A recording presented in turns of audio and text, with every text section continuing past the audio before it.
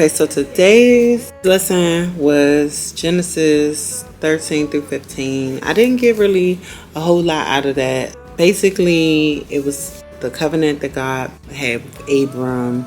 It was the relationship with Lot and Abram and how they separated, and how the cities, Sodom and Gomorrah, where their kings were defeated. It seemed like God favored Abram, but Lot had a few issues that he encountered and that he had to contend with. Even though Abram was rich, he wasn't necessarily rich. He had stuff, but he wasn't rich.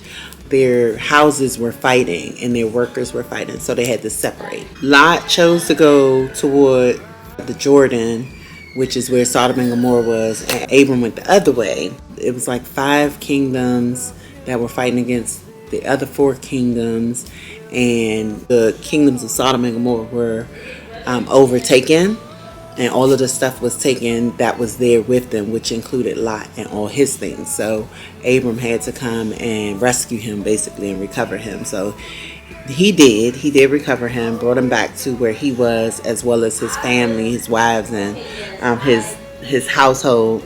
And then after a while, Melchizedek came and told Abram that he could have so many different things.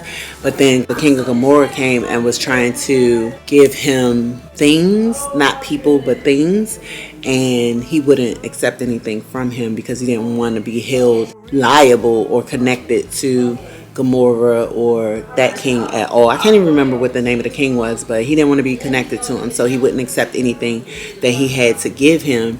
And because he didn't accept anything, God favored him, and God reminded him of the covenant and the promise that he made to him about being the father of many nations, and that he would have countless offspring, even so much that the grains of dust, just like the grains of dust, nobody would be able to count them. And if anybody could count the grains of dust, then his offspring would be able to be counted. But he reminded him of that, and Abram tried to remind God that he was old and that Sarai was old, but God was like, nope, you'll be a father of a son of your flesh and blood, regardless of your age, even into your old age, and you'll have many sons and many daughters, because he's been faithful and he's been true. That's the only thing that I really got from this passage. And the only question that I had from this passage was the names of the cities sound like the same names of the children and grandchildren of Noah.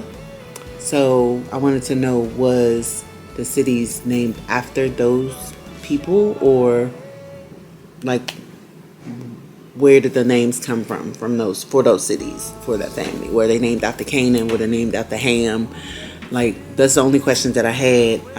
It was a pretty simple reading this time. It wasn't really exciting, but it was educational, because it's the beginning of the Sodom and Gomorrah conversations, which is exciting. So once we get to that, then I know I'll be back to my excitement. All right, bye.